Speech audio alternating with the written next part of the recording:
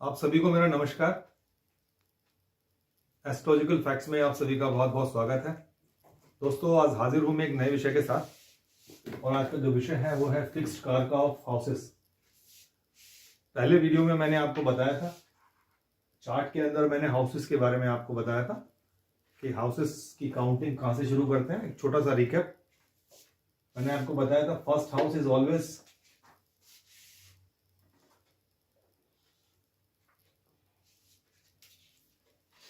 ये पहला घर है। This is the first house. जहां मैंने एक लिखा है, यहाँ कोई भी नंबर होगा उससे हमें कंफ्यूज नहीं करना है। पहला घर हमेशा यही रहने वाला है। यही बताया था मैंने आपको पहले। काउंटिंग हमेशा यहां से शुरू होगी। ये दो पैरेलल लाइंस मैंने ड्रॉ की हैं।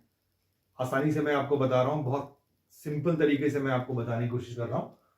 आप कभी ध्यान रखिए इसको कि पहला हाउस ये है, उसके बाद सिमिलरली दूसरा, तीसरा, चौथा, पांचवा, छठा, सातवां, आठवां, नौवां, 10वां, 11वां, 12वां सिमिलरली।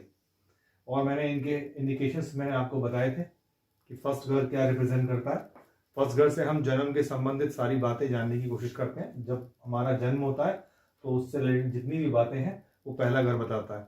दूसरा घर हमको हमारे फाइनेंस, हमारे धन के बारे में बताता है, हमारे फैमिली के बारे में बताता है, हमारी प्राइमरी एजुकेशन के बारे में बताता है।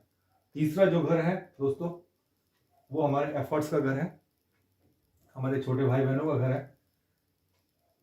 सिमिलरली जो फोर्थ हाउस है वो सुख का घर कहलाता है। जितने भी मटेरियल हैप्पीनेस है हमारे जीवन में, वो सारी जो सुख हैं वो हमको फोर्थ हाउस से देखने को मिलते हैं। फिफ्थ हाउस हमारा बुद्धि और ज्ञान का घर है और पूर्व जन्म के जो पुण्य कर्म हम करते हैं, जो लेके आते हैं, उसका घर है।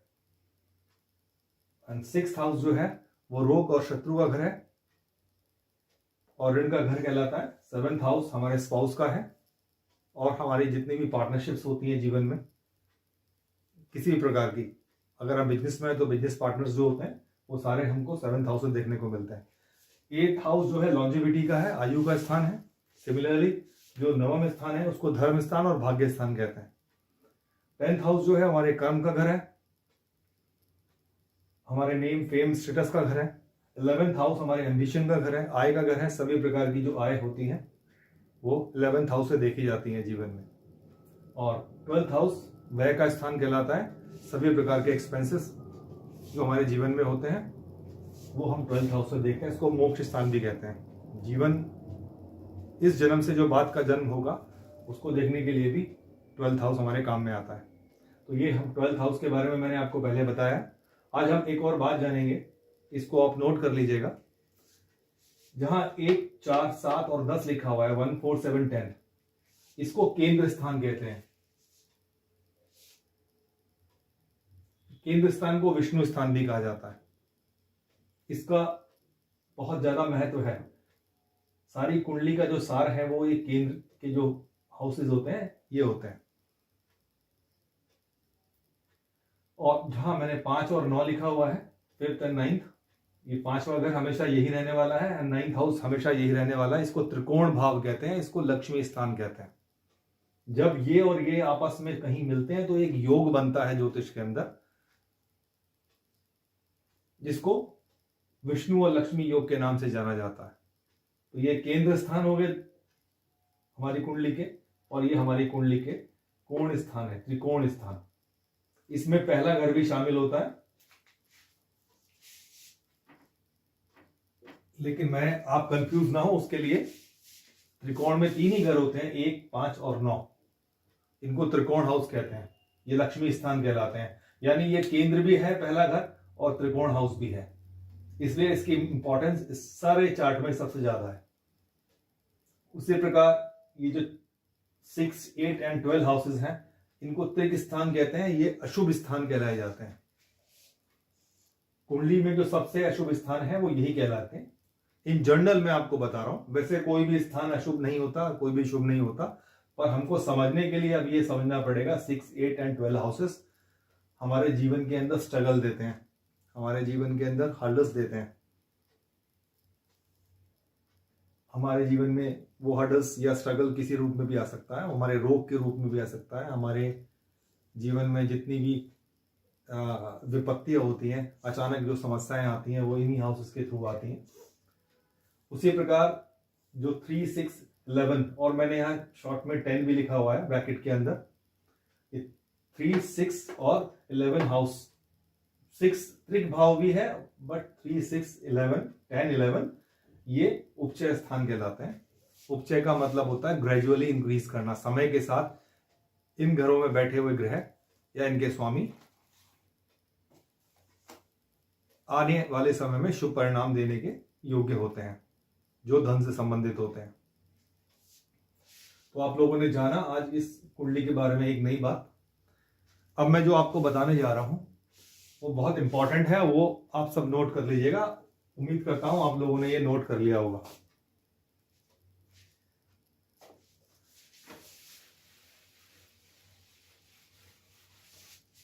देखिए, किसी भी कुंडली के अंदर जब हम किसी भी हाउस को रीड करते हैं तो उसको हाउस को रीड करने के लिए 3 मुख्य बातें होती हैं, 3 मुख्य बिंदु होते हैं। सबसे पहले वो हाउस होता है, फिर सेकंड होता है हाउस लॉर्ड,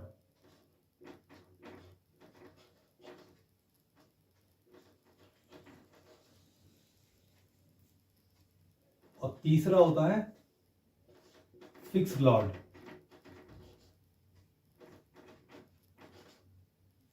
ये 3 इंपॉर्टेंट बातें होती हैं जो हम हाउस के बारे में जानते हैं। पहली 2 बातें, ये हाउस और हाउस लॉर्ड, इनके जो ऑनर होते हैं ये चेंज होते रहते हैं। पहले जो 2 बातें मैंने आपको बताई है, हाउस और हाउस लॉर्ड, हाउस तो हमेशा वही रहता है, बट हाउस लॉर्ड जो है वो चेंज होता रहता है।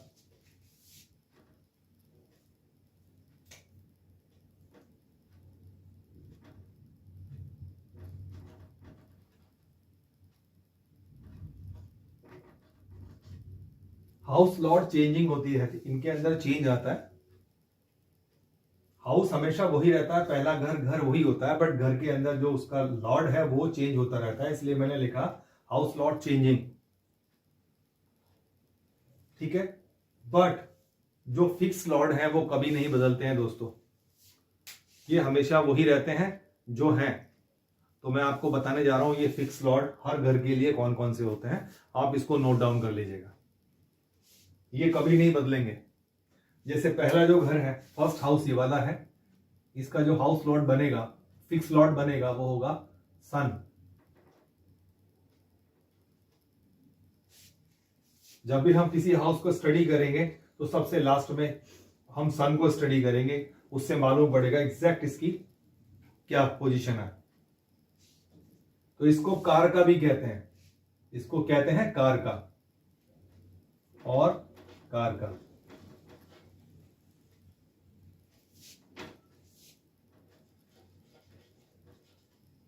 तो ये फिक्स कार का होता है पहले घर के लिए, सूर्य। दूसरे घर का जो फिक्स कार का होता है वो है जुपिटर। सिमिलरली जो तीसरा घर है उसका फिक्स कार का है मार्स, मंगल। मैं शॉर्ट में मार्स को MA लिख रहा हूं, जुपिटर को JU लिख रहा हूं। तो चौथा घर आता है दोस्तों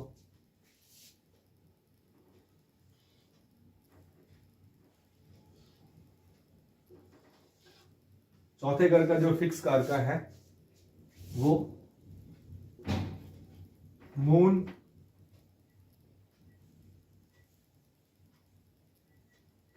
और वीनस, ये 2 फिक्स कार का होते हैं। वीनस को जब हम कभी व्हीकल्स की बात करेंगे या लग्जरीज की बात करेंगे तो वीनस को हम लेंगे, और जब मां से संबंधित हम जानकारी चाहेंगे तो उसके लिए जो फिक्स कार का है वो मून है।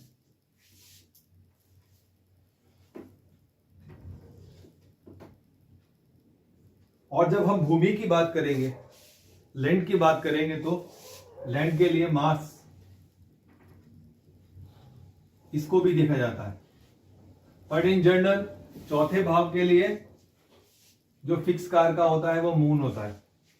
यहां तक क्लियर हो गया? जो 5वां भाव है, 5वां जो जिसको हाउस कहते हैं, इसका जो फिक्स कार का है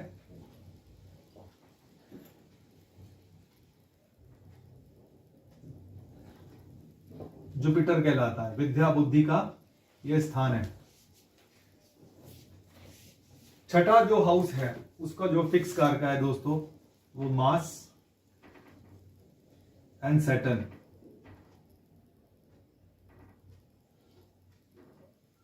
ये दो प्लेनेट हम 6th हाउस के लिए फिक्स कारका के रूप में लेते हैं। जो 7th हाउस है उसका फिक्स कारका होता है Venus for male, Jupiter for female.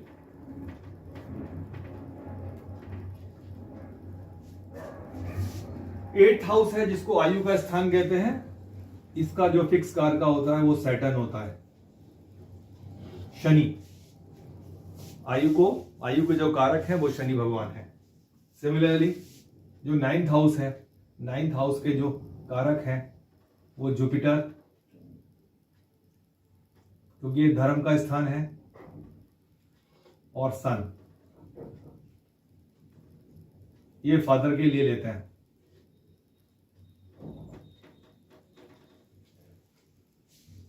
जो 10th हाउस है उसके बहुत सारे कारक कहलाते हैं दोस्तों।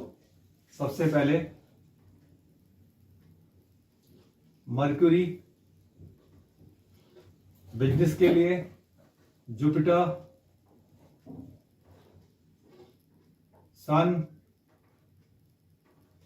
एंड सैटर्न, ये 4 कारका।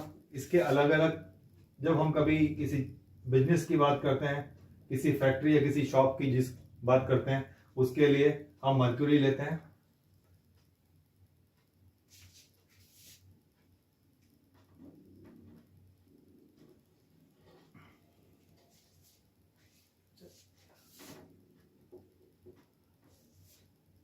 जुपिटर की बात करते हैं, हम जॉब की बात करते हैं तो जुपिटर लेते हैं। गवर्नमेंट जॉब की बात करते हैं तो हम सन लेते हैं। और कोई नौकरी की बात करते हैं, किसी के अंडर में जब हम काम करते हैं उसके लिए हम सैटर्न को लेते हैं। यहां तक आपको क्लियर हो गया 10 तक।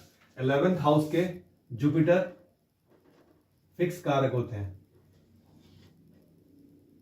सिमिलरली 12th हाउस जो हमारे मोक्ष का स्थान है, इसके जो फिक्स कारका है वो है सैटर्न। तो दोस्तों ये जो फिक्स कारका मैंने आपको बताया, ये कभी बदलने वाले नहीं है। आपने इसको नोट डाउन कर लिया होगा। जब भी हम पहले घर की बात करेंगे, सबसे पहले हम सन को स्टडी करेंगे। जब भी हम दूसरे घर की बात करेंगे तो दूसरे हाउस के लॉर्ड के साथ हम लास्ट में जुपिटर को भी स्टडी करेंगे। सिमिलरली जब हम 3rd हाउस की बात करेंगे तो 3rd हाउस जो है हमारे छोटे भाई बहनों का स्थान है, हमारे करेज का स्थान है, एफर्ट्स का स्थान है। तो इस हाउस के लॉर्ड के साथ साथ हम सबसे लास्ट में मार्स को भी स्टडी करेंगे। सिमिलरली और सभी घरों को हम उसके फिक्स कारका के रूप में स्टडी करेंगे। इसका बहुत इंपॉर्टेंट रोल होता है। सपोज एक एग्जांपल मैं आपको देना चाहता हूं। जैसे हम पहला घर हम स्टडी कर रहे हैं, तो पहले घर में कोई भी राशि होगी, उस राशि का कोई भी लॉर्ड होगा, स्वामी होगा, हम उन दोनों को स्टडी करते हैं।